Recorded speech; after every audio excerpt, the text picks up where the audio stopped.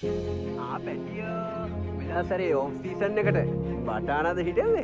එහෙනම් මේ වීඩියෝ එක මගාරින්න හිතන්නවත් එපා. මේ වෙද්දි ඔයාගේ බටාන වගාවේ වයස දවස් 10ත් 30ත් අතර නම් ගෙදරට වෙලා නිකන් ඉන්න එපා. දවස ගානේ හැම පැලයක්ම හොඳට සෝදිස්සි කරලා බලන්න මේ විදිහට කහපාට වෙලා තියෙනවද කියලා. එහෙම කහපාට වෙලා තියෙනවා නම් ලොකු අනතුරක් අත ළඟ ළඟම එනවා. දැකපු සැනින් කරන්න ඕනේ මෙන්න මේ විදිහට ඒ අතු කෑලි ටික කපලා අයින් කරන එක.